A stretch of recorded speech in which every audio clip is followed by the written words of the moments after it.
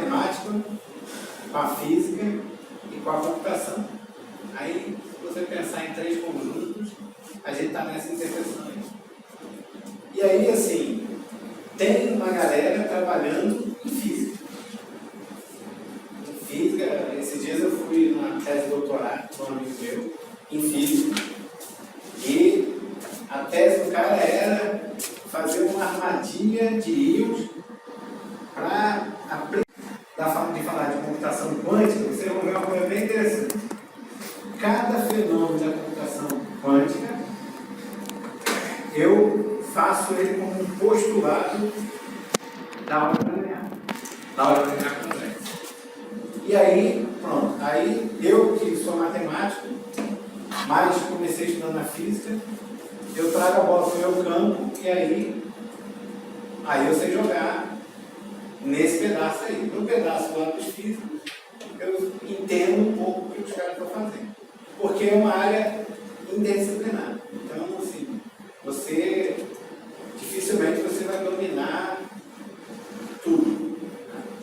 Mas, e o que eu preciso saber de física para a computação quântica? Muito pouco. Muito pouco.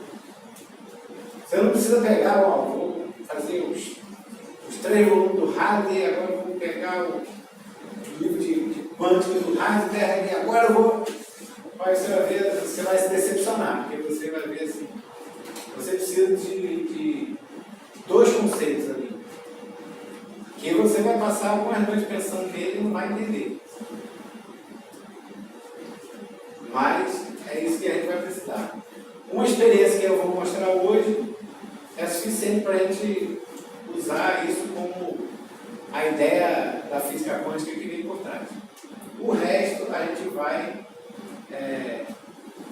ver que é álgebra linear. Não é assustador, não é uma coisa do outro mundo, não. É uma coisa. Também não estou dizendo que é fácil, não é fácil.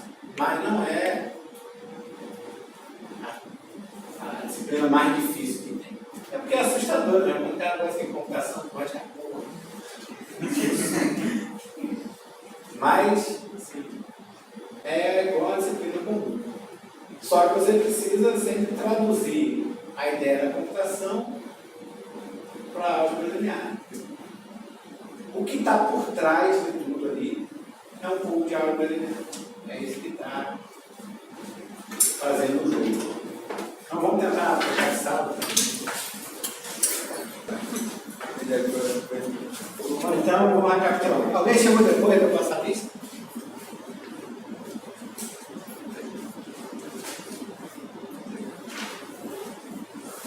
Bom, então, meu nome é Jairo, né? Eu sou professor aqui do Departamento de Computação Científica e a gente vai dar essa disciplina de Introdução à Computação Quântica.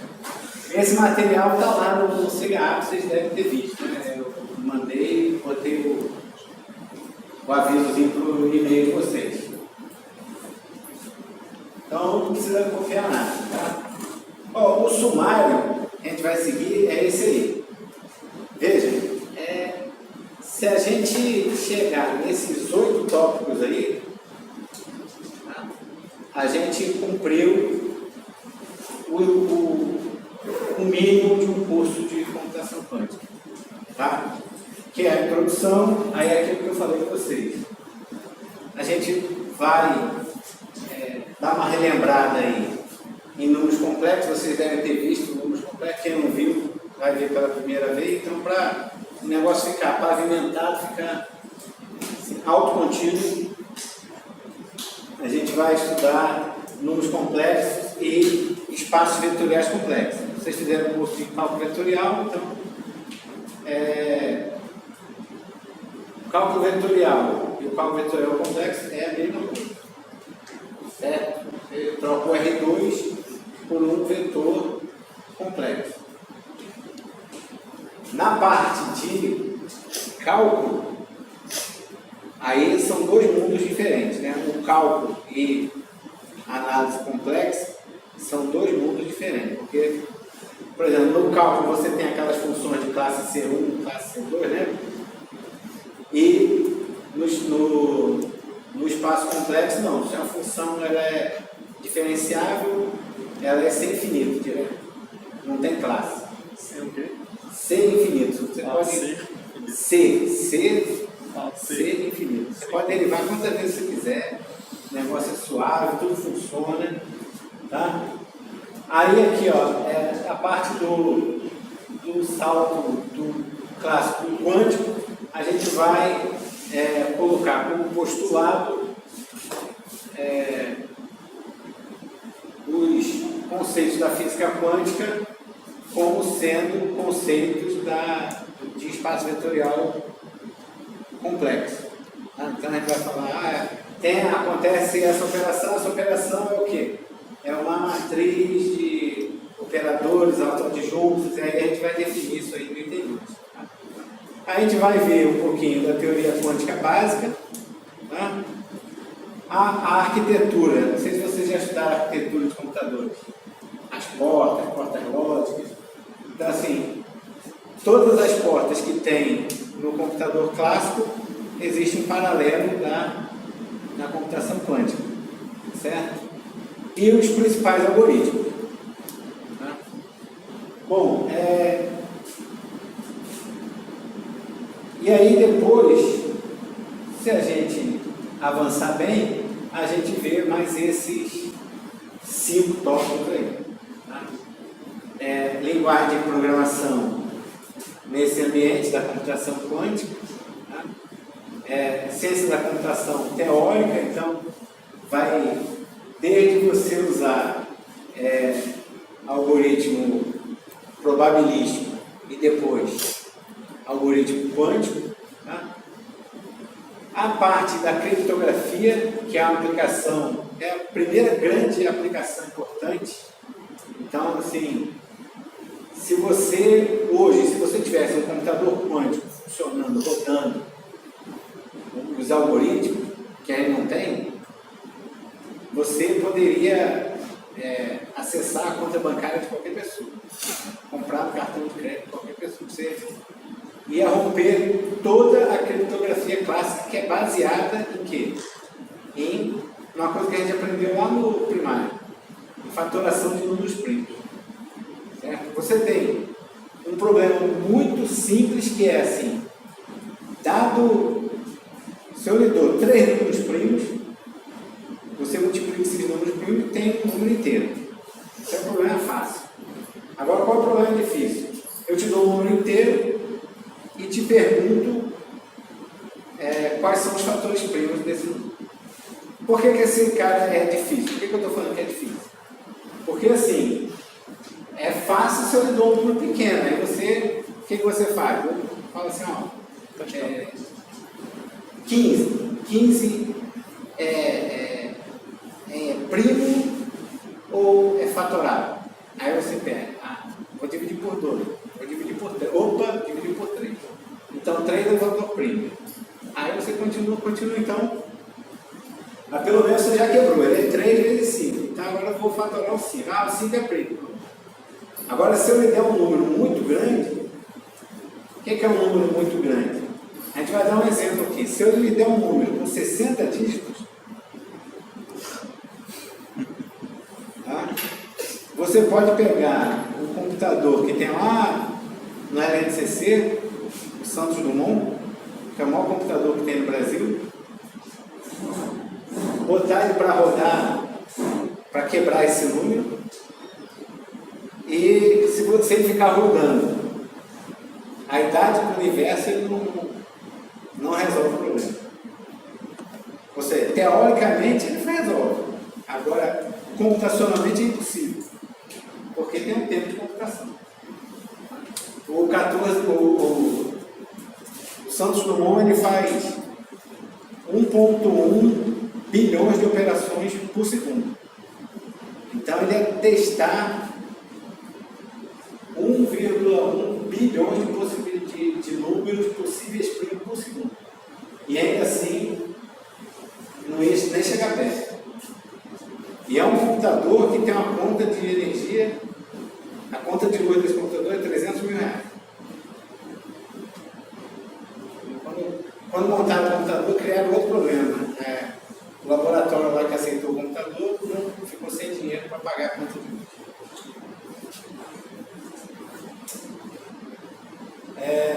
Teoria da informação, a gente vai ver superficialmente, porque é outro mundo, mas assim, já tem bastante coisa avançada, tá? Só para dar um exemplo, um experimento que fizeram recentemente na Alemanha e na Suíça foi o seguinte: os caras lançaram 2 fótons gêmeos, um para um lado e outro para o outro. Aí você lê o spin de um aqui e é o spin do outro. E é um negócio assim, que se alguém interceptar, mexeu no sistema, então é identificado que alguém identificou, ou seja, é uma informação completamente segura, que é o que a gente não tem hoje, né? Hoje a gente tem aí uma relativa segurança. Tá? E a parte de hardware, é uma discussão também bem interessante, mas é uma discussão mais para o lado da física, tá? Tanto nessa coisa de armadilha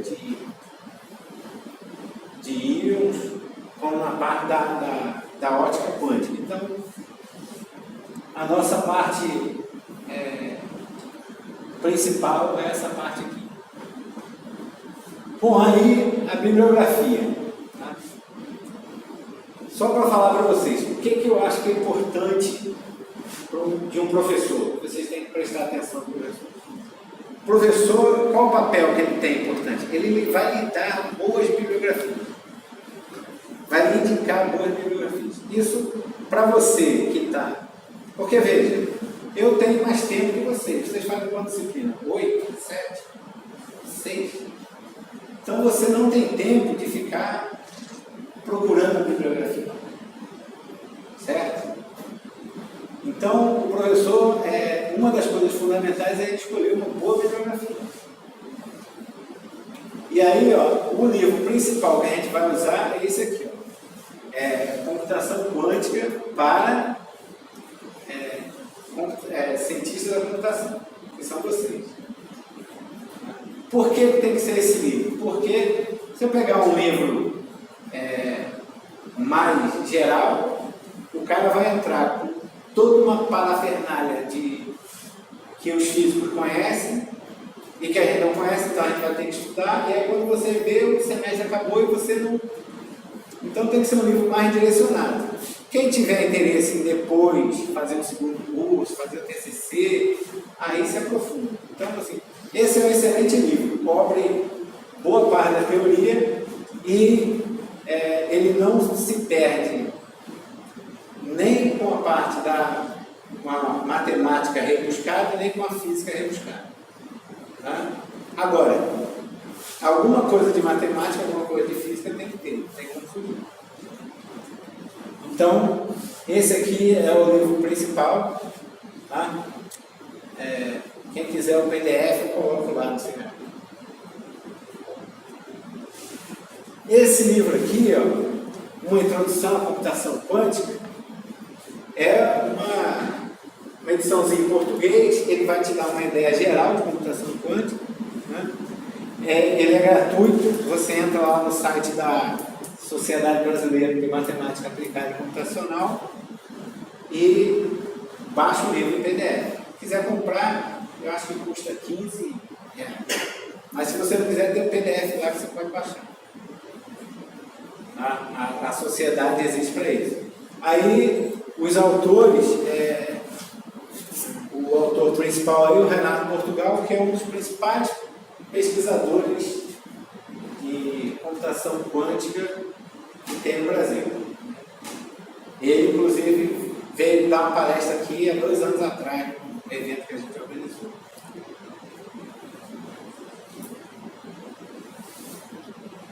Bom, esse livro aqui é um livro aí de 700 páginas, é a principal referência da área. Então, se você quiser seguir por esse caminho aí, que é um caminho bem interessante, tá? Tem que procurar esse livro, também eu coloco o PDF lá para quem quiser. Esse livro tem até um apelido, é Mike Ike. Conta do Michael e do Isaac. É o livro mais citado em computação quântica. Ele tem a primeira parte de computação, a segunda parte de teoria da informação.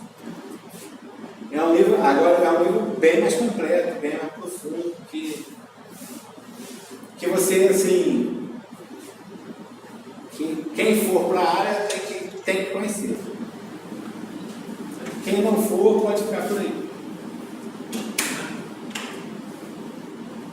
Bom, os outros 3 livros são 3 livros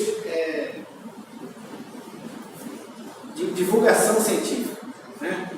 Esse aqui é um livrinho do Galvão, professor da UF, o que é computação quântica, é um livrinho que vai te dar uma ideia geral, mas ele está um pouco defasado. Tá? O que ele fala ali são coisas de 10 anos atrás. De lá para cá, as coisas avançaram um pouco. Mas dá uma ideia geral. É uma área nova, né? Uma área que tem 30 e poucos anos, não tem 40 anos ainda. E o resultado fundamental é desse ano, 2018. Então, uma área bastante quente. Bom, esse também é um livro de divulgação, tá? Mistério Quântico, só que ele não fica tanto na divulgação, não. Ele pega ele dá uma simplificada e fala, ele faz uma partezinha matemática ali, tá? Bem de leve e tal, explica, bota lá uma notinha separada. É um livro bem fácil de ler, tá? Mas aí o que ele faz? Ele sacrifica um pouco a parte da informação quântica, não tem, porque depende do conceito de spin e tudo. Ele simplifica, mas ele dá alguma informação, tem alguma matemática aí por trás. Ele fala da equação de Schrödinger, que é o principal resultado que está por trás da física quântica. Então, ele faz sempre a analogia do que está dizendo a equação com o resultado que está sendo observado. É um livro que vale a pena. E esse livro aqui, O Enigma Quântico, né? O título é bem parecido, né? Mistério Enigma. Aí é um livro mais de divulgação, mas como ele não entra na matemática, ele pode falar de spin, ele pode falar de um monte de coisa com mais verdade. Então, esses 3 últimos livros aí, bem livro de divulgação científica, tá? Mas vale a pena porque com esse livro aqui você tem uma ideia da física que está por trás da computação quântica sem precisar fazer vários cursos de física. Porque, se eu não me engano, vocês têm 2 cursos de física. Não é isso? Física 1 e assim. Na física você deve ter visto quântica no 4º período. Não, tem um curso introdutório para quântica. Sim, aí depois tem o curso todo de quântica. O curso de física moderna 1 e 2, aí depois vem quântica 1 e quântica 2. Então o cara precisa fazer o caminho que os físicos fazem, tá? Porque, veja, é engraçado isso, né? A ciência ela foi colocada em compartimentos de disciplina. Aí depois as pessoas falam, isso aqui é multidisciplinar. Mas quem disse que isso era disciplinar? Então, o Newton, ele é matemático ou ele é físico? Por exemplo. O cara... Então, assim, agora a gente está dentro desse paradigma aí dos compartimentos, né? Aí está fazendo um curso de computação, aí tem um curso de matemática, tem um curso de física, tem um curso de engenharia. E aí, o que a gente tem que fazer? Tem que trabalhar numa área interdisciplinar. Bom, como é que é a avaliação? É uma coisa importante. Eu vou lista de exercícios para vocês, tá? E vou dar um prazo. Lista pequena, prazo pequeno, lista grande, prazo grande, factível. E aí, dentro desse prazo, você tem que depositar alguma coisa lá no cigarro. É tudo via sistema. Mesmo que você não acabe. Não é toda semana não, né? É pouca coisa. Veja bem, quem aqui toca violão? Pô, o cara toca violão e pergunta se não é toda semana. Dá para aprender violão sem tocar, sem treinar toda semana? Não, vai ficar... Academia. Eu não vou na academia toda semana, não. Tu vai uma vez por mês, vai sair de lá dolorido toda vez. É um pouquinho, estudar um pouquinho por semana. Namorar, né? O cara arrumou namorado, tá perto, ó. Aí não vai namorar toda semana, não. O cara vai querer todo dia, não vai querer todo dia. Então, é um pouquinho por dia. O mal é o seguinte, ó. O que vocês precisam aprender aqui no curso? A coisa fundamental. Às vezes eu fico vendo os caras discutindo se tem que ensinar Java ou tem que ensinar C. Não faz diferença. Não faz a menor diferença. O que vocês têm que aprender aqui é estudar. Você tem que ser capaz de pegar um assunto e aprender sozinho. Sozinho, porque isso aqui vai acabar, de repente você faz mestrado ou não, você faz doutorado, mas vai ter um momento que você vai estar sozinho. Então, vocês têm que aprender a estudar. A escola aqui não ensina a estudar. E a universidade se adaptou à escola e também não ensina a estudar. Mas assim, eu fico assustado quando olho para o mundo que vocês vão enfrentar. Eu estava sentado aí há 30 anos atrás. E o mundo mudou muito. Então assim, tem um robô de advogado que faz petição melhor do que advogado. Tem um robô médico que faz diagnóstico melhor do que médico. É assustador. Os empregos, assim, para que precisa de um cara botando gasolina no carro? Coisa que só tem aqui. Assim. Quando eu passei um ano na Inglaterra, aluguei um carro, não sabia botar gasolina, porque aqui no Brasil tem um cara para botar gasolina. Por quê? Porque se não tiver um cara, o desemprego vai explodir. Tem que ter trocador no ônibus? Na Inglaterra eu nunca vi. O motorista para o ônibus, recebe, depois. Aqui a gente tem que ter porteiro, trocador, mas esse negócio não dura 10 anos.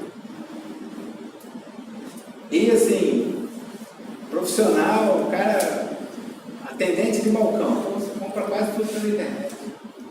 Então os empregos estão desaparecendo. O que eu faria no lugar de vocês? O que vocês estão fazendo? Ciência básica. Eu acho que o caminho é ciência básica. Na minha opinião. Quem sabe ciência é diferenciado. Quem sabe, sei lá, tem uma habilidade técnica, ele pode rapidamente desaparecer. Antigamente é curso de datilógrafo. Negócio assim. 40 anos atrás tinha curso de datilógrafo. Dá para imaginar um datilógrafo, o cara falar que é datilógrafo? Hoje em dia todo mundo se vira. Então, eu acho que a questão é duas coisas: estudar ciência básica e aprender a aprender. Isso é fundamental. Aprender a estudar sozinho. E como é que se estuda sozinho? É estudo cotidiano. Não adianta você estudar um pouco, passar um mês sem ver o negócio. Você vai aprender inglês. Você tem que ter contato com o idioma todo dia. Você vai aprender cálculo. Não é porque uma coisa seja difícil. Aprender análise funcional. Se você estudar um pouquinho todo dia, você vai aprender. Agora, se você olhar aqui e falar, esse negócio é muito difícil. Aí, um mês depois, você vai, esse negócio realmente é muito difícil. Aí, 3 meses depois, você pega o livro lá e você vai, realmente é difícil mesmo. Você nem tentou. E assim, eu encontrei muito pouco aluno aqui que sabe Sabe o quê? estudar. Por exemplo, eu dei aula na Inglaterra. Sabe como é que era a minha aula na Inglaterra? Era assim. Passava a lista de exercício e na semana seguinte encontrava com os caras que tinham dúvida. Tirava a dúvida e eles entregavam a lista. Aí eu dava outra lista. E teve aluno que eu nem vi, cara. O cara resolvia a lista, entregava a lista e mandava a lista lá para o sistema, eu baixava, corrigia e assim, teve aluno que eu nem vi. Os caras estudam sozinhos. Aqui, assim, você tem um monte de aula, mas depois você não estuda. E assim, não é assim que se aprende. As coisas você aprende no momento que você está ali. Sentado na cadeira ali, estudando, pensando, com o celular desligado, né? Porque não dá para você estudar e olhar o WhatsApp e plim, plim. Não dá. Assim, é um momento de concentração. Bom, aí eu vou dar essas listas, tá? Depois o que eu vou fazer? Eu vou colocar o gabarito da lista lá no Siga. E aí você vai corrigir a sua lista e se você errou alguma coisa, você tem a opção de mandar a segunda versão da sua lista. Você pode corrigir a minha também, se estiver errado, mas você pode mandar a versão corrigida da sua lista, que é um exercício também. Você vê o que você errou e o que você não conseguiu fazer e corrigindo, tá? E a gente vai fazer uns experimentozinhos ao longo do curso. Tudo coisa pequena, assim, não é um grande programa não. Agora no final ele fica grande. Mas a gente vai implementando pequenos conceitos que a gente vai estudar e interpretar isso como álgebra linear complexa, a gente vai implementar isso no MATLAB. Basicamente é isso. Quem não quiser usar o MATLAB tem a versão gratuita, algumas versões, tem o Scilab e o Octave.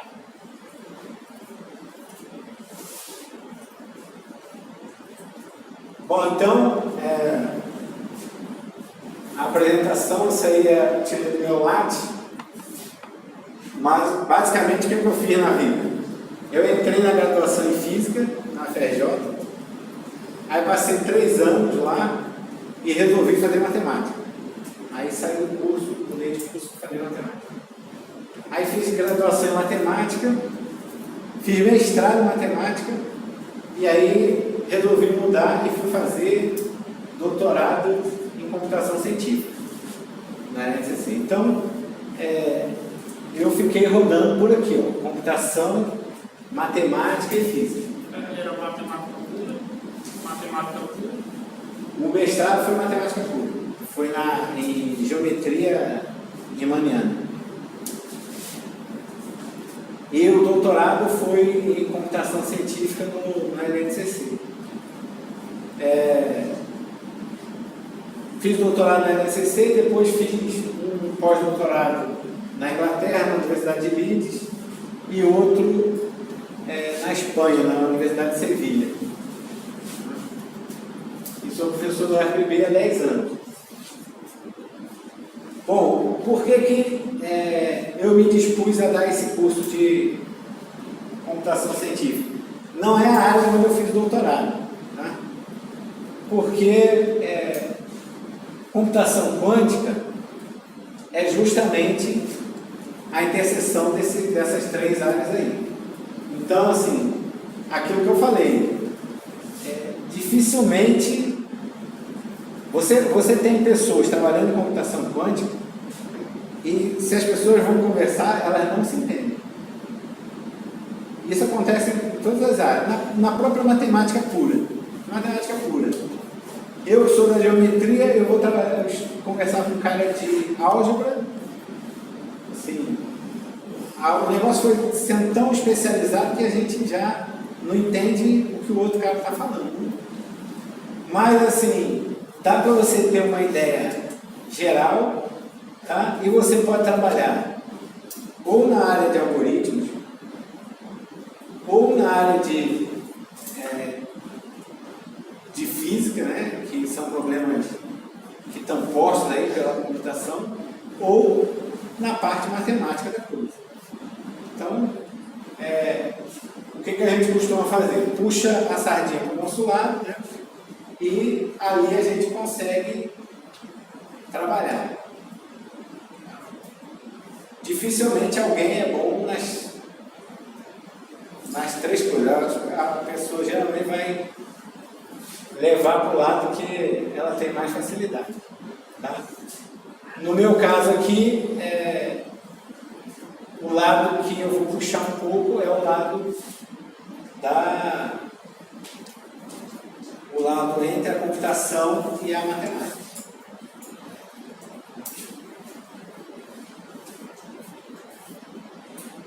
Bom, esse cara aí é o Richard Feynman, Prêmio Nobel de Física de 1965. A computação quântica surge com o marco assim do início, né, da computação quântica, é um artigo do Feynman, de 1982, tá? Onde ele faz a seguinte pergunta: se o computador clássico pode simular a física quântica. Porque são coisas tão diferentes, coisas tão distintas, que é uma pergunta que até então ninguém tinha imaginado. Então, surge esse artigo do Feynman, eu coloco ele aí tocando tambor, porque o Feynman esteve no Brasil, deu aula no Brasil por 2 anos. Saiu da escola de samba, comprou uma cuíca, separou da mulher, porque estudava até 2 da manhã, depois ia ensaiar a cuíca, todo dia. É sério. E aí, esse aqui é o artigo dele, ó, simulando física com computadores. Tá? Onde ele faz essa discussão e é considerado o marco aí da computação quântica. Bom, esse é o marco e aqui em 2018, esse ano, a gente tem esse resultado aqui, ó. Vantagem quântica com circuitos raros. É a primeira vez porque até agora, tudo da computação quântica é em teoria. Ninguém ainda implementou um algoritmo quântico e resolveu as coisas. Ou assim, montou o computador quântico. As coisas são feitas em laboratório ainda. Para vocês terem ideia, a fatoração de um número, os caras conseguem fatorar um número com 2 primos. Né? Do artigo, do algoritmo de fatoração até a implementação, há pouco tempo atrás, os caras faturavam o número 15. Que é ridículo. O número 15 a gente fatura, mas assim, não é ridículo. Porque você fazer esse experimento num laboratório é um negócio bem delicado, assim, que envolve alta tecnologia. Então, é um passo. Ó. A gente conseguiu fazer 15, então funciona. Agora a gente tem que melhorar o quê? Melhorar a tecnologia. Então, as coisas estão surgindo, a ideia de fazer a gente já tem, mas a prática ainda não tem. Uma hora aparece. Bom, professor, aquela empresa, não sei se eu viu, a T-Wave, que montou dois computadores para, o primeiro versão está na Google e está na NASA, que é o T-Wave One. Ela se diz que seria computadores quânticos. Mas não é um computador quântico assim, totalmente quântico, entendeu? Ele tem algum procedimento quântico na computação, mas não é Ainda não existe tecnologia para você ter um computador quântico. Nem comercial, nem laboratório. Por quê? Porque tem as complicações da física ainda que a tecnologia não permite. A gente vai ver isso. As dificuldades físicas de você ter o computador quântico. Mas essas coisas que eu saiba, são superadas. Que eu saiba, na computação, o pessoal fala computador quântico no sentido de computador que executa absurdamente uma quantidade absurda de instruções por segundo. Só nesse sentido mesmo, não é porque ele está fazendo cálculos assim. Não, veja, você suponha, eu vou fazer uma comparação, você não tem um computador, mas você tem uma memória muito, como se você tivesse um computador clássico com uma memória muito pequena. É nesse patamar que a gente está. Qual é essa memória pequena?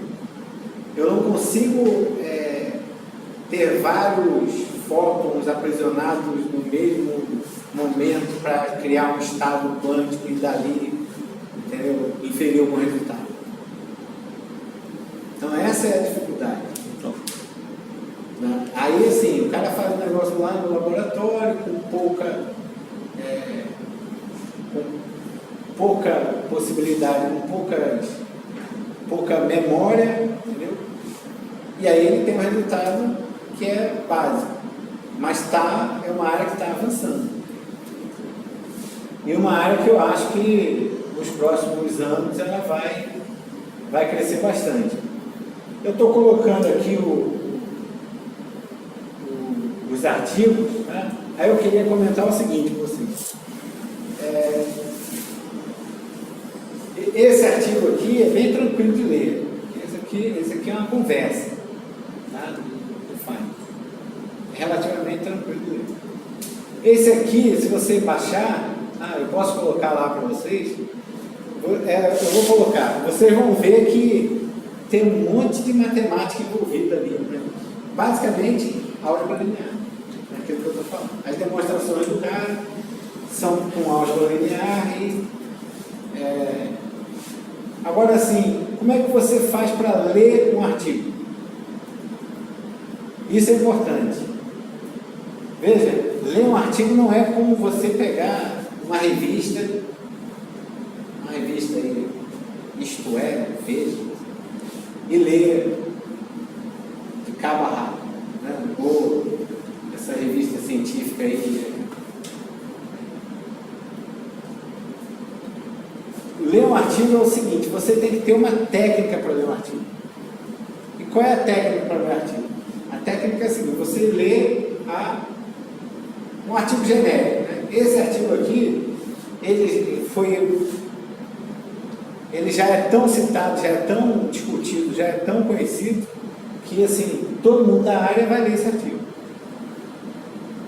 Que é um artigo muito impactante. Mas em geral, quando você acha um artigo, seu professor lá de PIBIC lhe dá um artigo, como é que você faz para ler o artigo? Você lê a introdução do cara. Aí você pula todas as contas, né, e vai lá para as conclusões. Aí você vê assim, o que o cara prometeu fazer na introdução, se ele fez nas conclusões. E se vale a pena estudar aquela coisa. Aí depois que você vê que o artigo realmente tem alguma coisa a contribuir, porque hoje em dia tem muito artigo que não serve para nada, que ninguém vai nunca citar, aí você se dedica a estudar o cara. Mas se você tiver uma dificuldade técnica, primeira leitura você passa. Esse resultado aqui depois eu vejo. Então assim, você tem que ler o artigo se aproximando dele várias vezes. Primeiro ler a introdução e conclusão, ou se tiver experimentos computacionais, experimento numérico, ler a parte de experimento, que é relativamente fácil de ler para você ver. O cara falou que ia fazer isso, o que ele fez? Realmente ele fez isso. O resultado do cara é bom. Aí você... Porque também não é uma coisa para você ir lendo linear. No final, o resultado do cara é horroroso e você perdeu aí 2 meses tentando destrinchar esse negócio. Então, veja, olha, a gente está de 82, né? Com esse artigo aqui do Feynman, E 2018, o principal resultado, pela primeira vez o cara mostrou que o computador quântico é de fato mais eficiente que o computador clássico, sem nenhuma conjectura teórica de lógica de programação. Bom, então a gente vai ver aqui rapidamente os conceitos que a gente vai usar de física quântica, tá? Então o que acontece? Você tem ali um feixe de luz, tá? E você tem um espelho que ele é semi-refletor, tá? Ou seja, parte da luz vai passar e parte da luz vai ser refletida ali pelo espelho, certo? Então, troço barato, aqui a UFPB deve ter esse espelho. Parece que tem. E aí, ó, esse espelho refletor assim, a gente simula ele por uma linhazinha tracejada, tá? Isso aqui só para a gente entender a experiência. Então, a primeira experiência é a seguinte: o cara vai pegar um feixe de luz, um laser, tá? Vai pegar um laser, vai jogar ali no espelho, aí um vai refletir e vai fazer o caminho A, aí ali ele bota um outro espelho, né?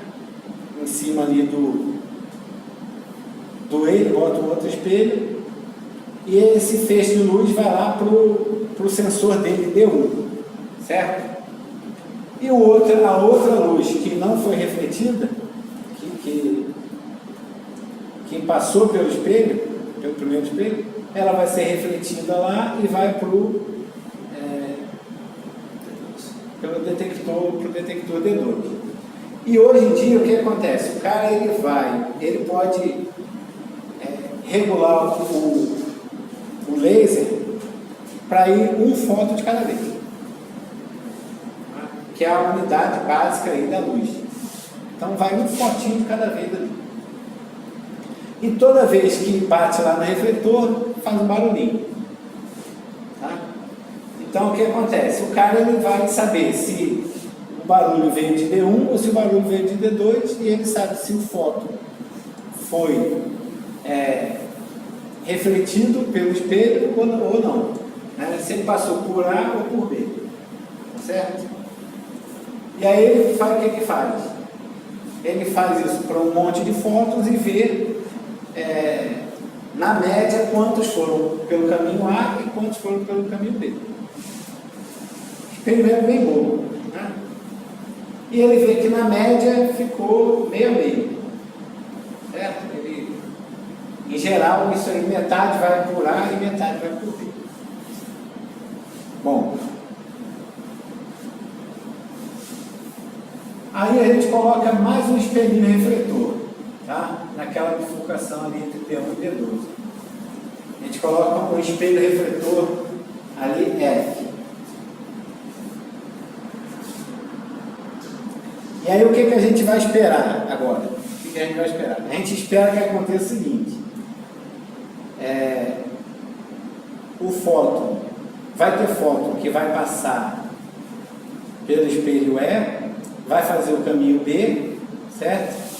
E, de novo, metade dele vai ser refletido de F para D1 e a outra metade vai para D2. E a mesma coisa ali, vai ter fóton que vai ser refletido pelo E, vai fazer o caminho A, e quando chegar no outro espelho, tá? Parte vai passar pelo F, vai para D1, e parte vai ser refletido pelo F e vai para D2. Alguém espera alguma coisa diferente disso? Só que o que acontece? Acontece que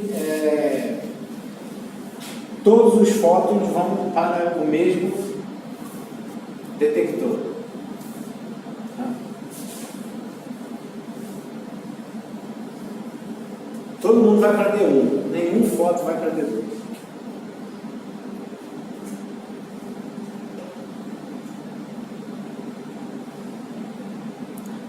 É o mesmo vídeo, o mesmo espelho. Você tem um espelho semi-refletor em F e aqueles dois, esses dois aqui são espelhos normais, espelhos normais. E aqui espelho semi-refletor idêntico.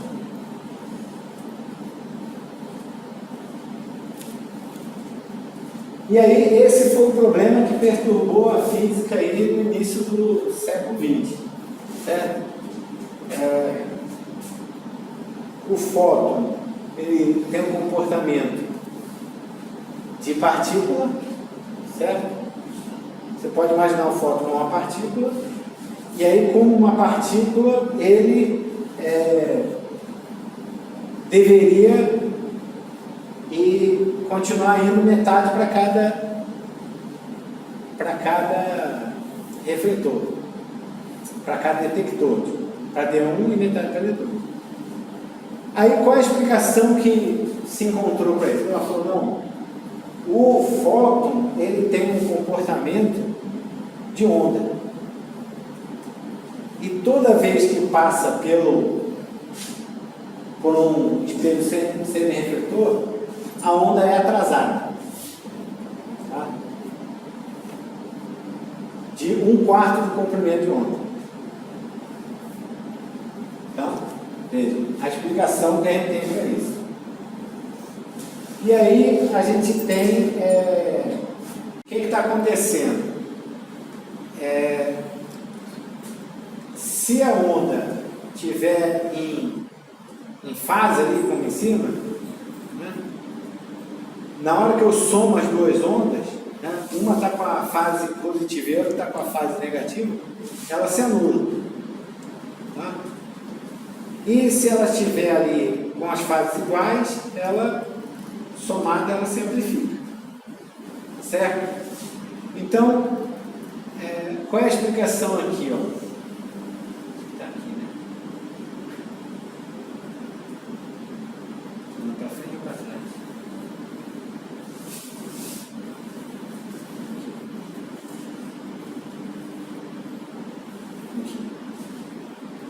Então veja, a explicação é a seguinte, ó. Bom, esse fóton, ele passou por aqui, essa onda passou por aqui, atrasou 1/4, né? E ela se dividiu, ela passou aqui e ela passou aqui. Aí a onda que veio para cá, ela vai se juntar com essa daqui. Essa aqui, ela vai atrasar o cara em 1/4, então, ó, essa aqui atrasou em 1/4. E essa aqui atrasou em 1/4, atrasou metade da fase, se anulou. E essa aqui nada aconteceu, certo? Essa aqui nada aconteceu e ela se juntou e foi todo mundo para D1.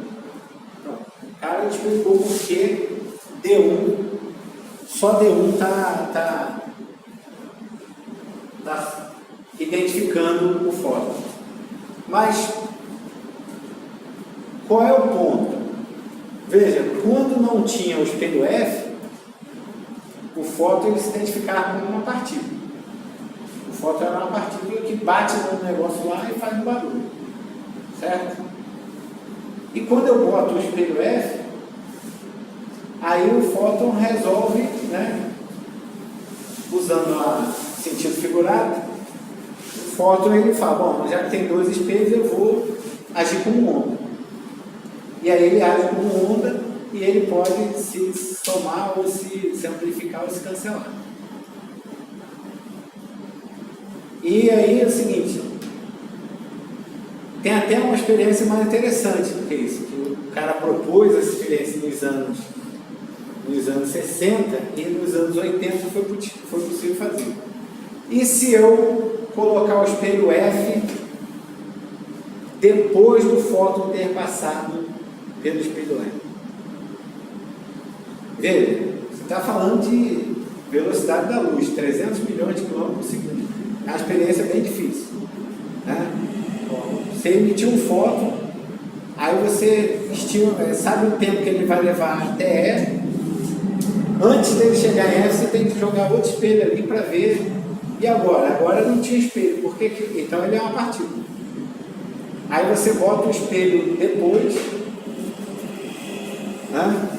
Então teria que o fóton teria que ter previsto que você ia colocar o espelho. E se você colocar esse espelho de forma aleatória, o que acontece? Acontece o seguinte: sempre que você coloca o espelho F, ele tem esse comportamento de onda. Então é como se ele tivesse previsto uma coisa que é aleatória, que vai acontecer depois que ele passou. Isso é o conceito da mecânica quântica, que é assim, que ninguém sabe por que acontece. A gente sabe como acontece. A luz, antes dela chegar, ela, antes de saber que tinha algo na frente, ela já se comporta diferente, porque ela meio que sabe o que está na frente. Estranho. Entendeu a complicação da coisa ou não? Quer que repita?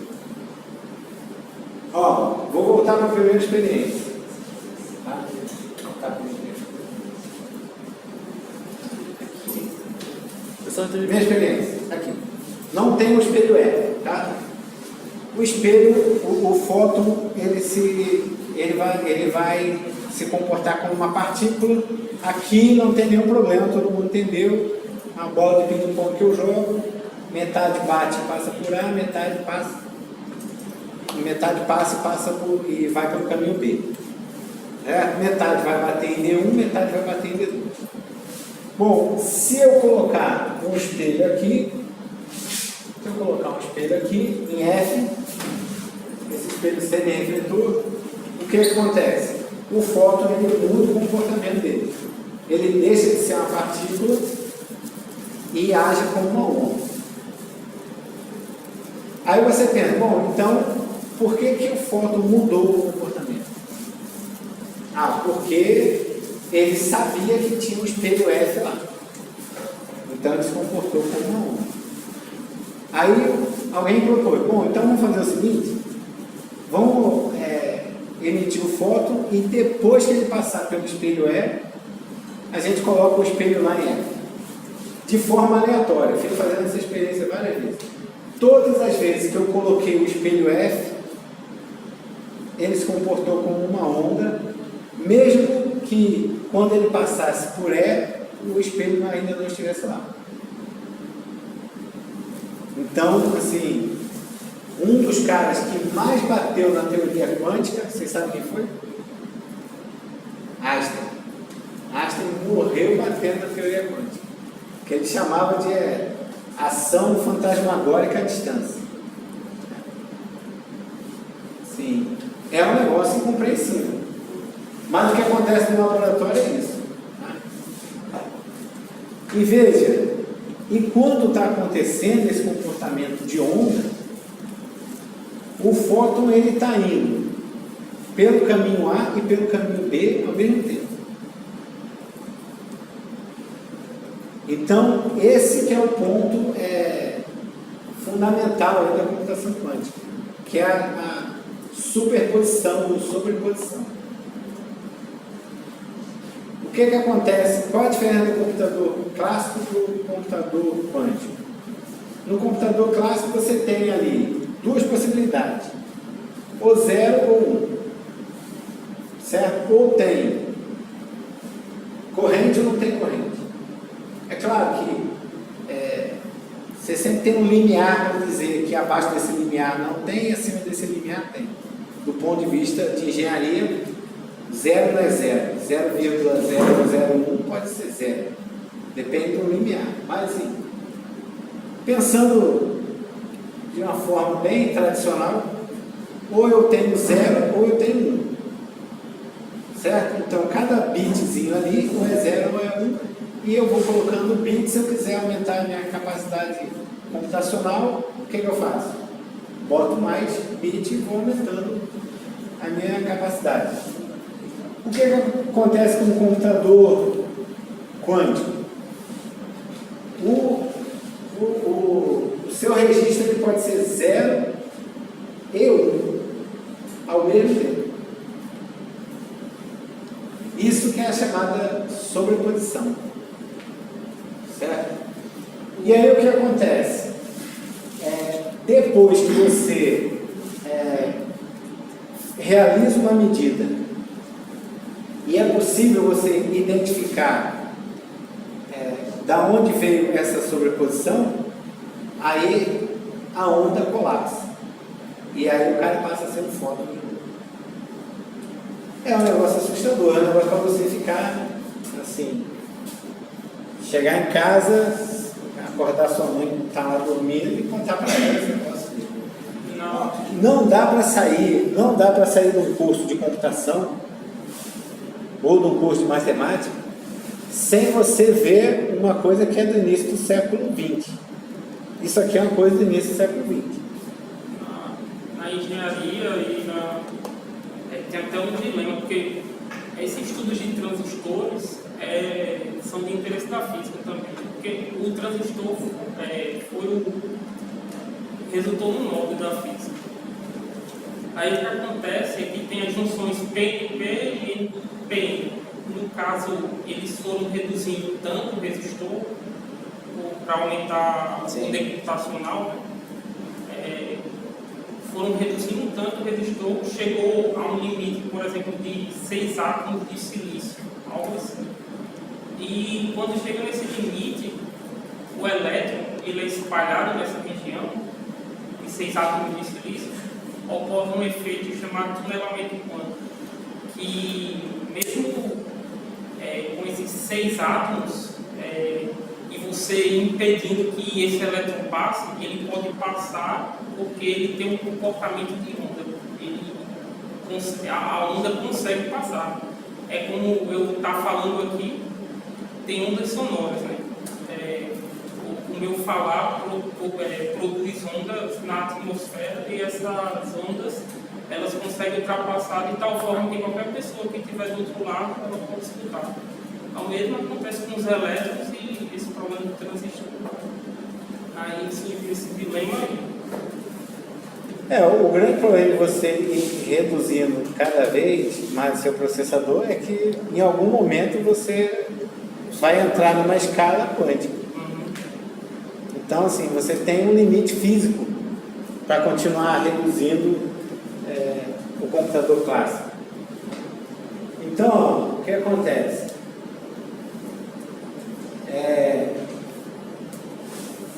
Na hora que você bloqueou uma dessas rotas, você tem metade de um clique em uma e metade na outra. Tá? Ou seja, se você bloquear a rota B, o fóton vai se distribuir de D1 e D2. Se você bloquear a rota A, o fóton vai se distribuir também, metade para D1 e metade para D2. Por quê? Porque você não vai ter a outra onda para ser refletida e ser atrasada e matar ali uma componente. Então, se bloquear um dos dois, não tem um comportamento de onda, aí ele reflete de se eu bloquear, se eu bloquear uma rota, tá? O que acontece? Aquela onda que vai ficar fora de fase com a outra, ela desaparece. Então, eu consigo ter um comportamento, eu posso ter um comportamento de onda, mas aquela onda que vai diminuir a fase não vai contribuir. Então, quando eu passo por F de novo, eu colapso por fóton, e um vai para D1, outro vai para D2, porque não tem uma onda duas vezes defasada. Só tem uma defasagem de uma vez. Tá?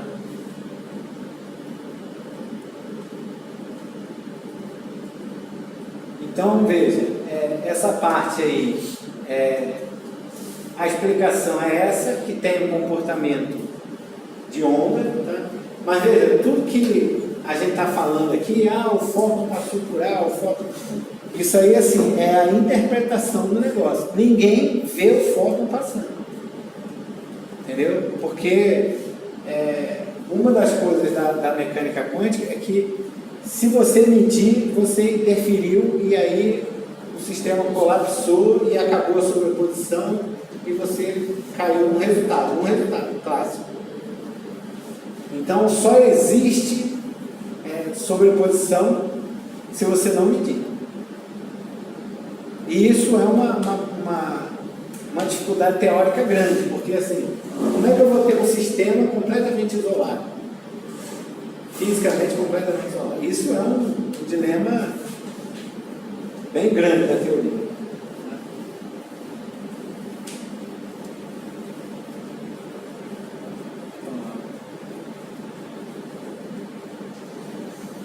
É um único fóton, uma única partícula, mas vai ao mesmo tempo como uma onda pelas duas rotas.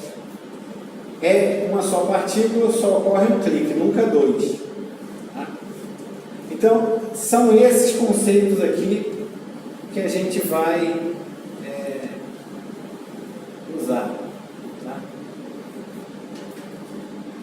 Aí aquilo que eu falei, mesmo se você botar o espelho depois, tá? Esse cara foi quem propôs aí colocar o espelho depois de forma aleatória, esse John Wheeler, né? Em 80 e poucos fizeram o experimento, mas não era o que ele propôs. Em 2006 fizeram o experimento dele e viram o seguinte, que mesmo que você coloque o espelho depois, é como se o fóton pudesse assim, prever o futuro. A gente só pode entender isso usando essas palavras. Como se o cara falasse, bom, é de forma aleatória que eu boto o espelho. Mas depois que ele passou pelo primeiro espelho, ele sabe que vai ter espelho, então ele está tendo um comportamento ou de partícula ou de onda, dependendo se você colocou o espelho ou não. É um negócio incrível esse negócio. É como se houvesse uma atração, né? Quando tem um espelho na frente. Não, mas não tem o espelho. O espelho só é colocado lá depois que ele passa. No futuro. Você já viu a história do gato de Schrödinger? O gato fica na caixa? Isso. Eu já vi.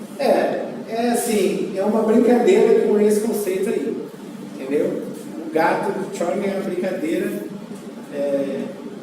com o estado de sobreposição. O negócio é tão estranho que os caras inventaram isso para chocar. Então tem esses dois princípios, tá? E assim, se tiver uma maneira de distinguir por onde ele passou, ele colapsa. Se não tiver uma maneira de identificar, aí ele fica no estado de sobreposição, tá? E esses são os conceitos aí que a gente vai estudar. São esses conceitos. Esse experimento aqui, ele reúne os conceitos que a gente vai precisar em computação quântica. Claro que a gente vai pegar uma parte do curso e vai falar dos princípios de mecânica quântica, mas assim, a estranheza é isso aqui. Tem vários outros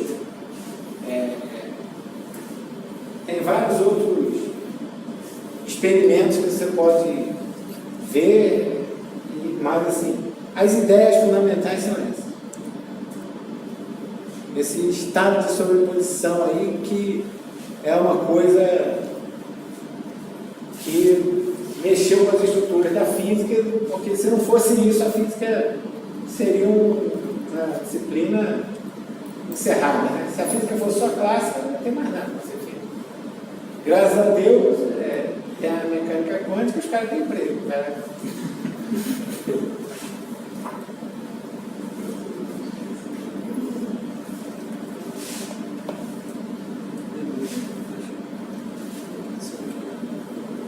Bom, aí eu preciso me defender aqui para vocês falarem, se animarem para estudar números complexos, certo?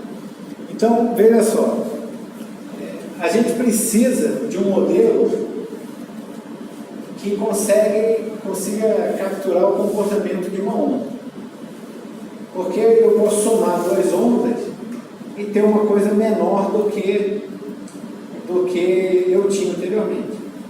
Certo? Existe aí uma maneira de você ter um cancelamento da onda ou uma diminuição da onda. E se eu tiver, aí o que acontece?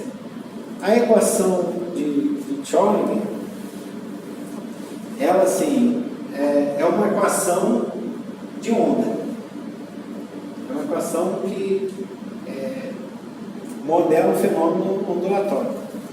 Inicialmente, quando Schrödinger publicou o artigo dele, ele achou que ele estava identificando a posição.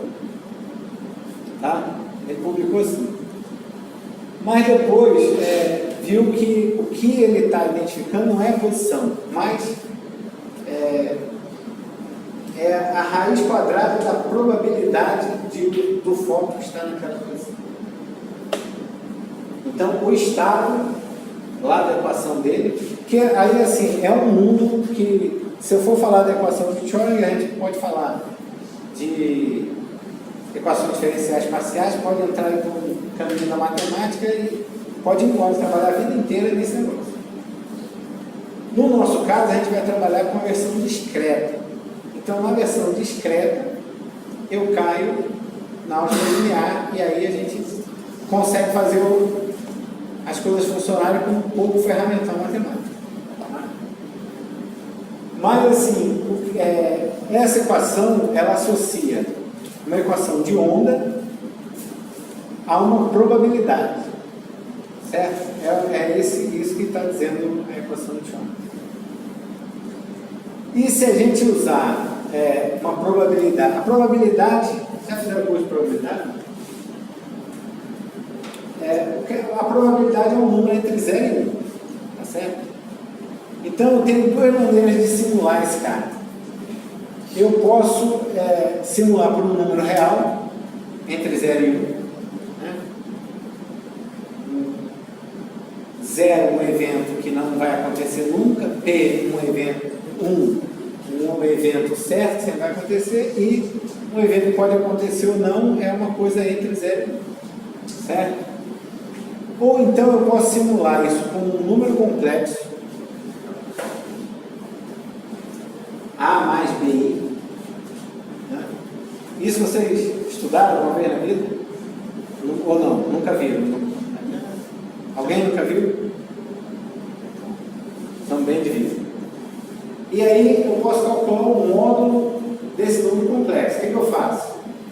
Se eu tenho um número A mais BI, eu multiplico por A menos BI e me dá A ao quadrado mais B ao quadrado. Tá? Esse é o quadrado do módulo do meu número complexo. E eu posso, veja, ao invés de escolher um número real, eu posso escolher um número complexo e falar que a probabilidade é o módulo do meu número complexo. O quadrado do módulo do meu número complexo. Um número entre 0 e 1. A questão é a seguinte, se o número é real, tá?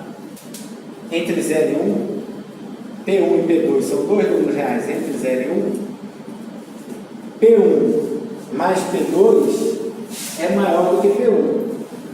Concorda? São números positivos, então P1 mais P2 é maior do que P1 e P1 mais P2 é maior do que P2. Eu não consigo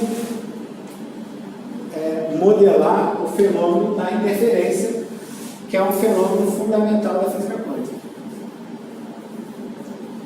Então, qual é a ideia? A ideia é você modelar por um número complexo, C1 e C2, tal que a minha probabilidade seja dada por C1 ao quadrado e C2 ao quadrado.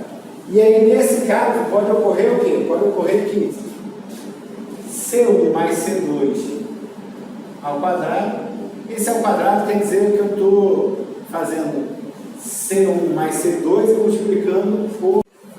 Isso aqui pode ser menor do que C1 ou pode ser menor do que C2.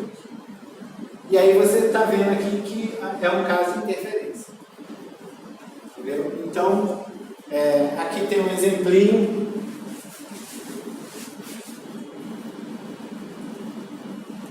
Se você pegar... Como é que tem uma caneta aí? Pegou?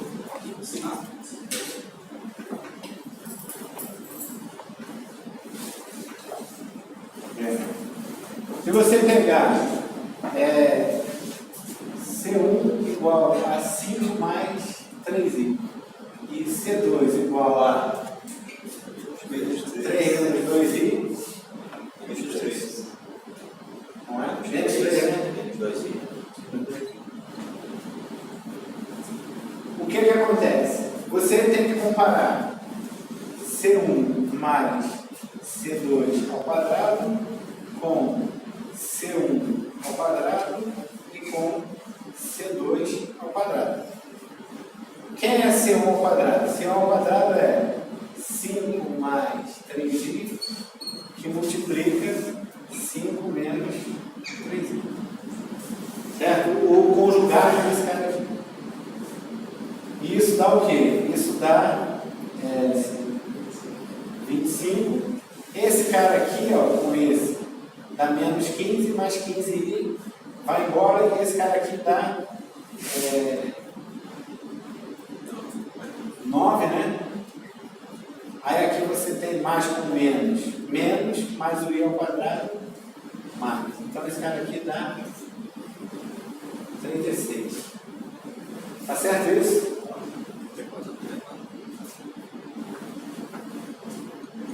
Coloquei para ver se está todo mundo prestando atenção. Aí aqui você vai fazer menos 3 menos 2i, menos 3 mais 2i, e aí aqui vai ficar 9, então aqui vai ficar menos 6i e mais 6i, cancela, e aqui vai ficar 4, né? É menos o i ao quadrado, 13. E se você fizer aqui essa soma, isso vai ficar 2 mais i e 2 menos i, tá? Porque eu estou somando 5 menos 3, 2, 3 menos 2, 1. E aqui o conjugado. E esse cara vai ficar 4 mais 1, 5. Então o que aconteceu? Esse cara aqui, ele é menor do que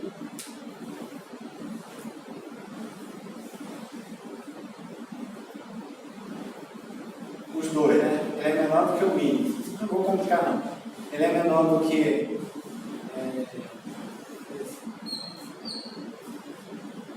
isso é menor do que o quadrado do módulo de C1 e é menor do que isso aqui. Então veja. Agora, professor, se o C2 fosse positivo, provavelmente seria, né? Não é? Se o C2 fosse positivo, a soma provavelmente... Sim, veja só, eu estou dando um exemplo. Eu estou dando um exemplo onde isso aqui pode acontecer. Tá? Isso aqui, ó. Isso aqui pode acontecer. É um exemplo que isso aqui pode acontecer. Em alguns casos, esse cara vai ser maior do que esse número. E esse aqui é maior do que esse número. Mas assim, o número complexo ele me permite ter esse cancelamento. Tá? Que lá na física a gente chama de interferência de onda. Eu posso ter um cancelamento. Então tem dois números vinculados a probabilidades que quando eu somo os caras, eu tenho cancelamento. Então eu escolhi esse cara para dar certo, para acontecer isso aqui.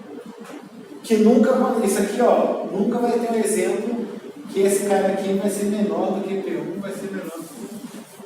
Por quê? Porque P1 é um número maior igual a zero, P2 é um número maior igual a zero, então somei aqui e tem que ser maior do que período no aplicador. Aqui é o exemplo para dar certo.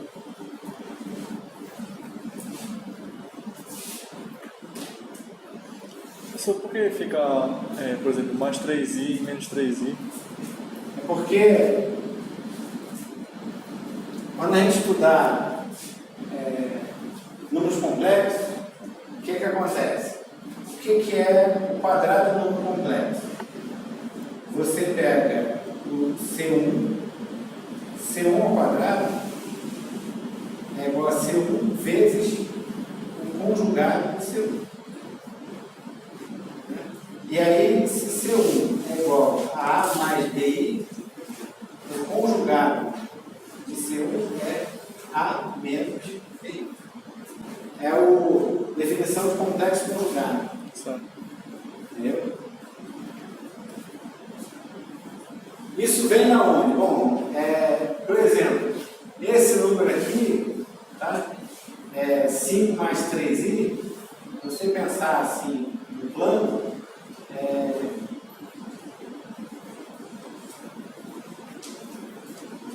ele está associado a esse vetor aqui. Ó.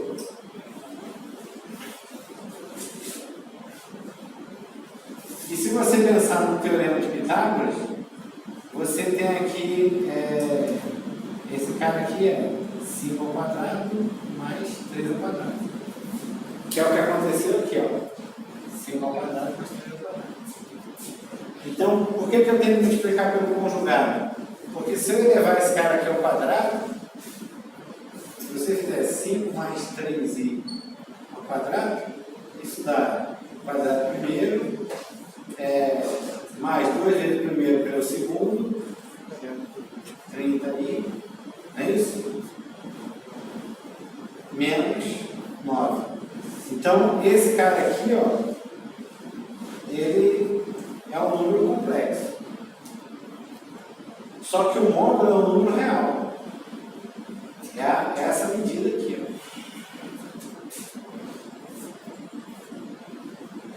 Então, eu preciso, para ter um número complexo, fazer o produto pelo conjugado.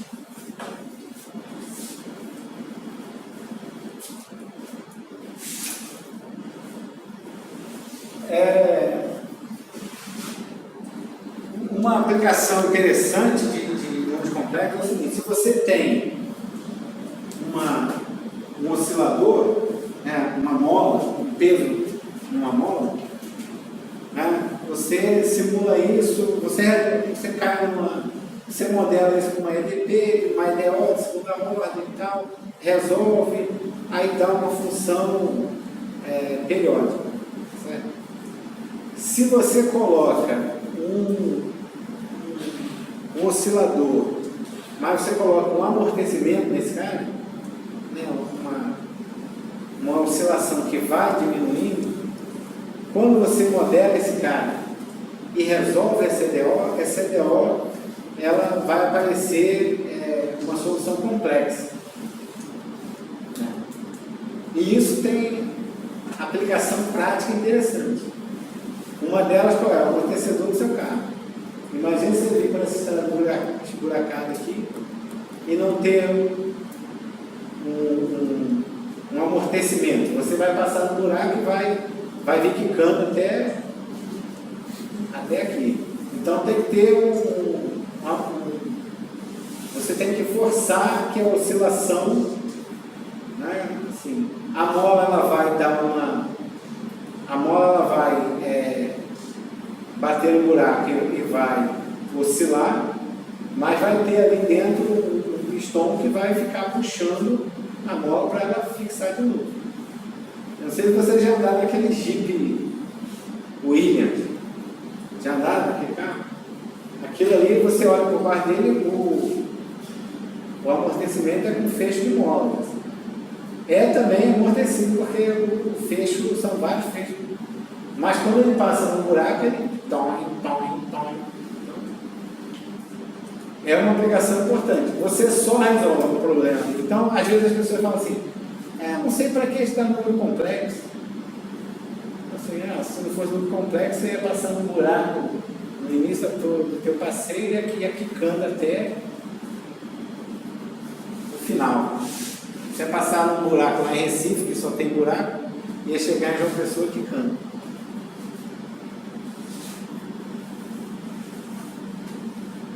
Bom, aí o que eu estou querendo ilustrar é o seguinte, que de fato, tá, a gente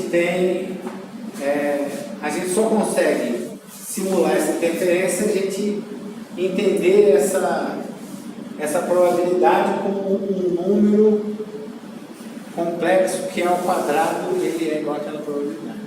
Aí a gente consegue simular a interferência. Por isso que a gente precisa estudar números complexos para estudar computação quântica. Tá? Bom, depois daquele artigo do Feynman, tá? O artigo assim, que mais surtiu efeito, assim, que mostrou que a computação quântica podia ser útil para alguma coisa, foi esse artigo do Peter Shor, que ele mostrou o seguinte, que a fatoração, que ele desenvolveu um algoritmo quântico para fatoração, usando o conceito de sobreposição. Então, a ideia dele é a seguinte, imagina que existe um computador quântico. Se existir um computador quântico, eu tenho esse algoritmo aqui, tá? De fatoração. E nesse algoritmo de fatoração, ele teria um número grande, eu iria fatorá-lo de forma imediata. E com o computador clássico, ele é um problema intratável. Então, esse assim foi um algoritmo que, depois daquele artigo do Feynman, que ele falou, que ele deu a entender que para resolver problema quântico a gente precisaria de um computador quântico, para tarefas específicas, a gente conseguiria um resultado melhor via o computador quântico. Esse é um dos algoritmos que a gente vai estudar quando a gente entrar nos algoritmos quânticos.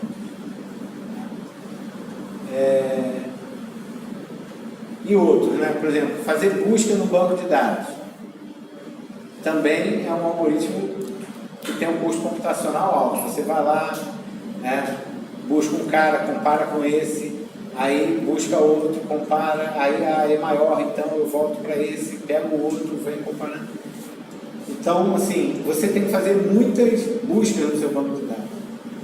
E se você usar o princípio da superposição, você pode fazer isso de maneira automática. Então, essa é a grande promessa, assim, de você mudar a história da criptografia, que é toda baseada em fatoração de primos, você tem que mudar para uma criptografia quântica. Porque se isso aqui tivesse avançado, a gente não estaria mais usando criptografia clássica.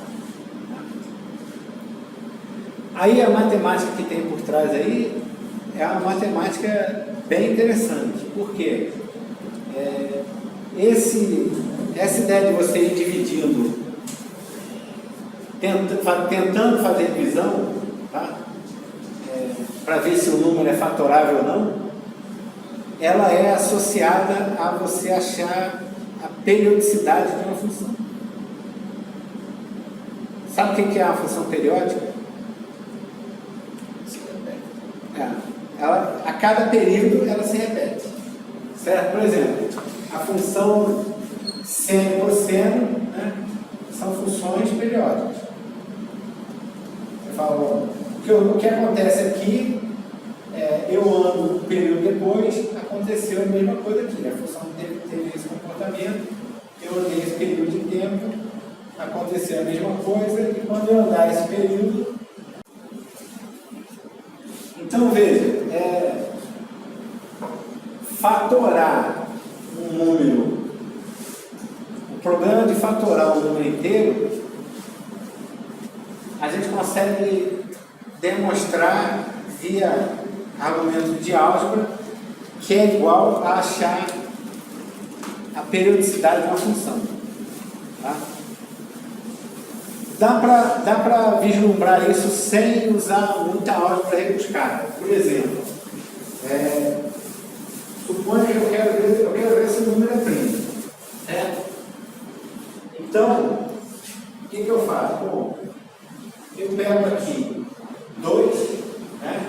Os números que são divisíveis por 2 não são primos.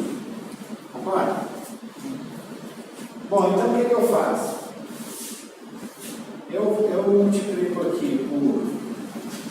Eu obrigo uma função a passar por aqui. Ó. Eu crio uma função periódica que passa por aqui. Tá?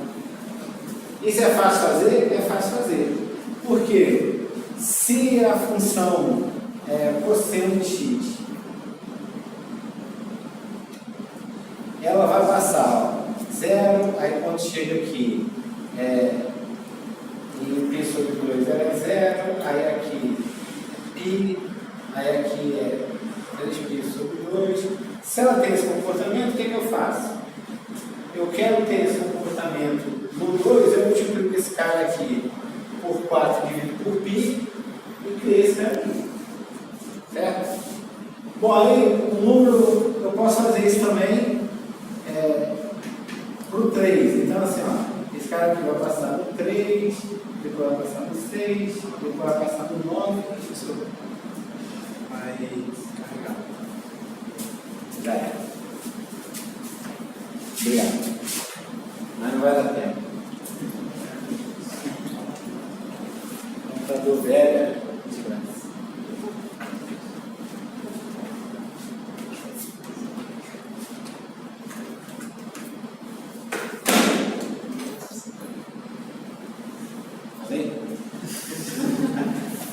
Na hora que eu...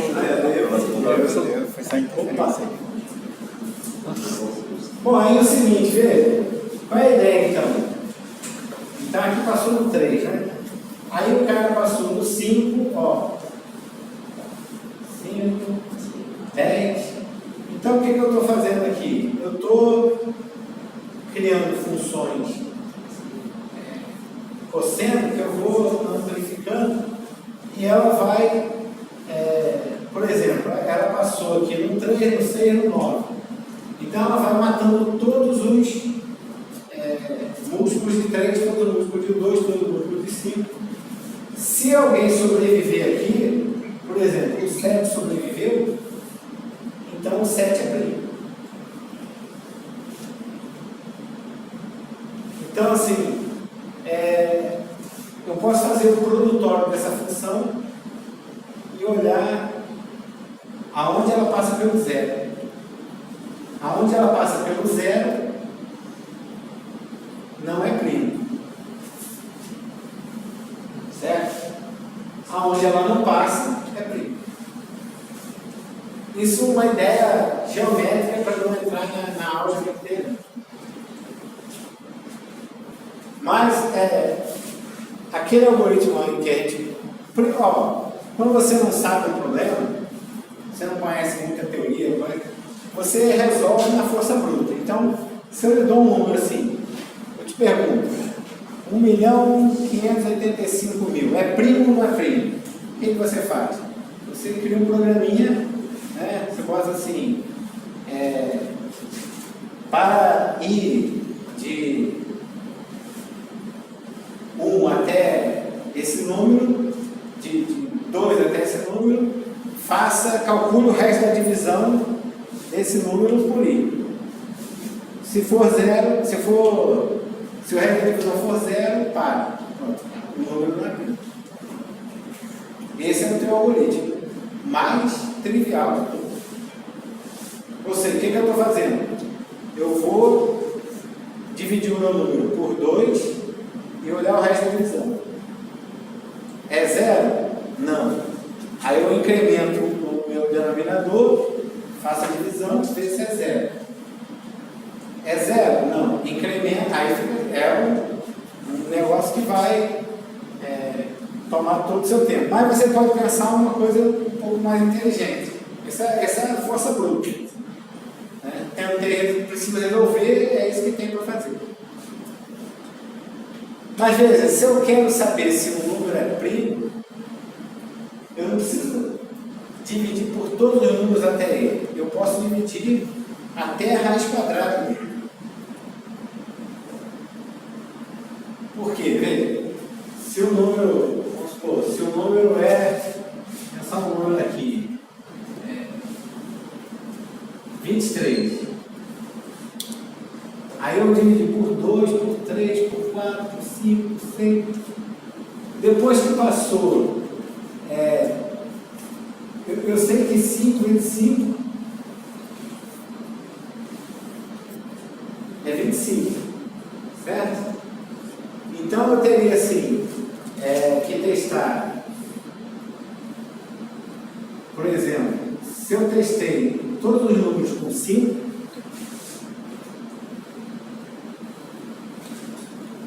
eu não preciso testar o 7, porque 7 vezes 5 é 35. Então eu preciso fazer um algoritmo que veja só até a raiz quadrada do número, para estudar o divisor.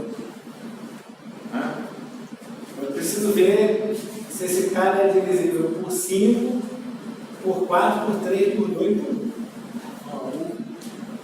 O número mais próximo que quadrado é igual a 5.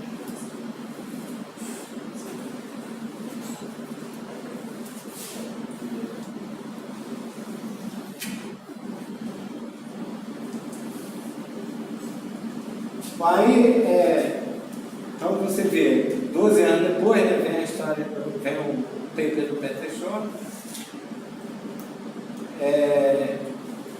Aqui é a forma ingênua que a gente está fazendo, né? A gente vai checar o resto da divisão por um número P menor que a raiz quadrada de N.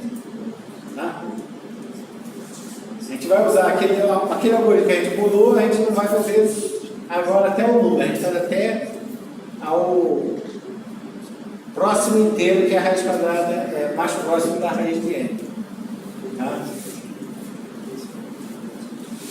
Aí esse método, o que acontece? É aquilo que eu falei no início. Se você conseguisse fazer 10 elevado a 10 testes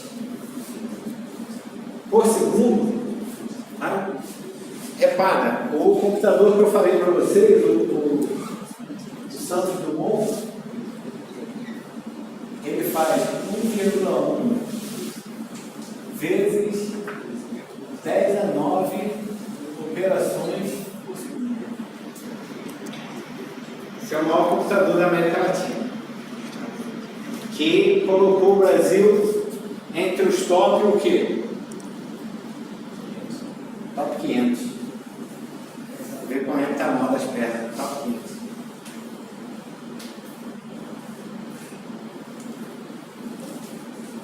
Mas assim, se você colocar 10 Santos Dumont trabalhando, você vai estar ali a 10 por 10 testes por segundo. E se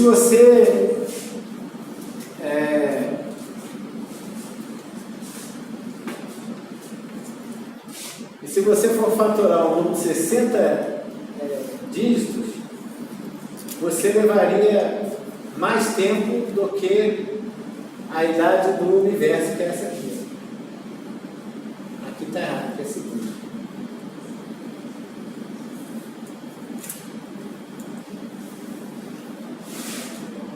Essa continha aqui eu queria que vocês fizessem em casa. Se não conseguir, a gente faz na próxima aula.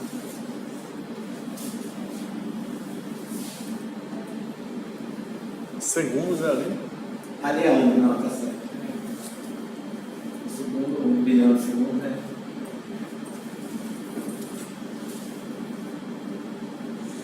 Bom, aí o que acontece?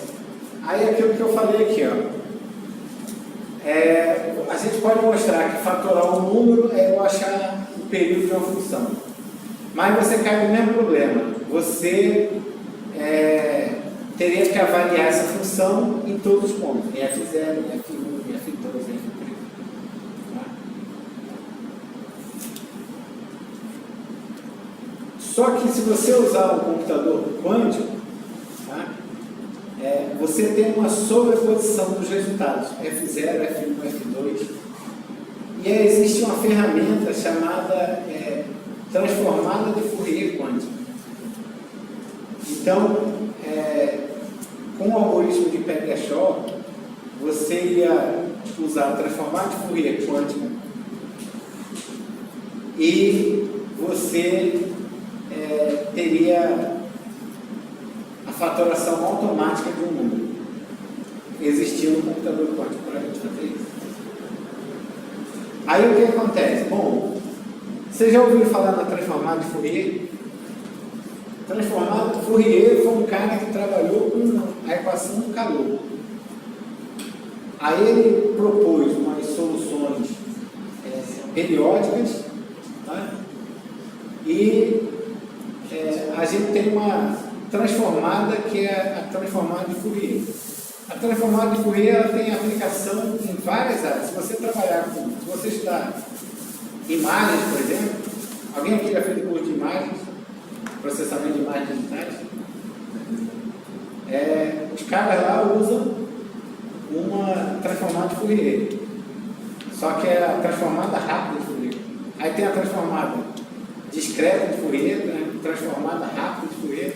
Ou seja, é uma ferramenta muito útil para coisas que o Fourier nem imaginou que iam ser utilizadas. Ele estava preocupado em resolver a equação do calor. Então, assim, a transformada de Fourier quântica, ela consegue... porque o que acontece? Isso está associado à fatoração, porque a fatoração é igual a identificar a periodicidade de uma função.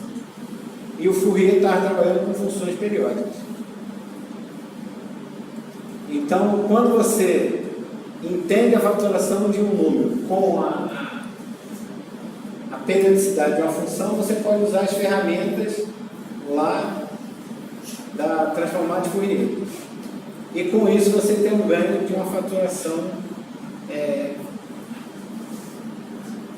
praticamente imediata, tá? Porque a transformada de Fourier também é bastante rápida. Então, se a gente tivesse um computador quântico, você teria essa fatoração resolvida. Esse é um cara que a gente vai estudar, um algoritmo que a gente vai estudar aí profundamente. Tá? Aqui, o que a gente está vendo hoje, não se assuste, é só o plano de voo. A gente vai ver de onde a gente vai sair e aonde a gente vai chegar. Tá? Então, basicamente é isso. Que a gente vai... Estou falando aqui de uma aplicação, né? Uma motivação para a gente estudar números complexos. A gente tem aí 3 aulas, né, até o recesso. Então vamos ver se nessas 3 aulas a gente fecha essa parte de números complexos para quando voltar em fevereiro a gente entrar na parte de computação quântica. Tá certo? E veja, eu vejo esse curso como um curso informativo. Então, qual é a diferença? Bom, tem curso que é formativo. Por exemplo, você não pode sair do curso de matemática sem passar por cálculo 1. Então, em cálculo 1 você tem que ser rigoroso, o cara tem que saber certos conceitos, fazer vários exercícios. Então.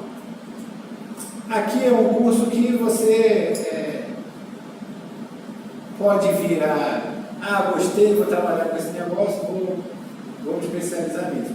Ou um curso que você teve uma informação e vai trabalhar com imagem, vai trabalhar com robótica, vai trabalhar com... Mas você precisa ter um leque de informações. Do meu ponto de vista, esse curso é informativo. Então, veja, eu não estou preocupado com o nome. Sendo bem honesto, não estou, 6,9, vai para a final. 3,9, está reprovado. Não. Absolutamente não estou preocupado com o nome. Eu acho que se vocês estão aqui é porque vocês querem receber algum tipo de informação. E acho que dentro do centro de informática, isso aqui é um curso que faz falta para a formação de vocês. Assim, o cara, eu sou formado em alguma área da computação, alguém me pergunta, eu li uma revista de computação quântica, o que era? Então, assim, o curso ele tem que te dar uma informação geral sobre isso. E existe muita pesquisa, é uma área de pesquisa em desenvolvimento. Embora tenha 30 anos, os resultados demoraram muito porque a tecnologia não está acompanhando os algoritmos. Os algoritmos estão aí. Na hora que tiver tecnologia, a gente pode dar um salto. Agora, tem muito investimento nessa área de computação quântica. Muito investimento. Tem países aí investindo fortemente. Por quê? Porque ou você tem a tecnologia ou você tem que comprar a tecnologia e ficar refém dos caras. E a gente não pode ficar vendendo commodities de petróleo o resto da vida. Então, pelo menos eu penso assim. Né? A gente aqui é um país que vive de commodities. Você tem um país lá, Suécia, que não tem commodity nenhum. E os caras são ricos. Por quê? Por que a Suécia é rica e o Brasil é pobre? Porque tecnologia, conhecimento, informação vale muito mais do que petróleo, minério, do que soja. O que acontece com os commodities? Se tiver tecnologia, precisa da tecnologia para ter eficiência.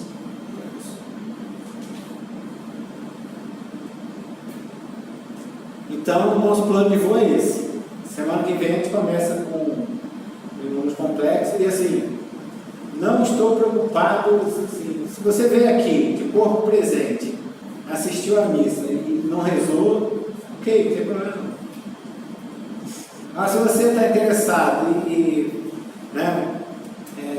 fez o exercício, você vai ter um ganho. E assim, eu digo uma coisa para vocês, aprendam a estudar e aproveitem esse tempo que vocês têm. Esse tempo que vocês têm, vocês não vão ter nunca mais. Daqui a 10 anos, o cara vai estar casado, filho chorando, louça suja para lavar, preocupado com a conta. Aí você, por que eu não aproveitei a graduação? Ficava ali jogando dominó.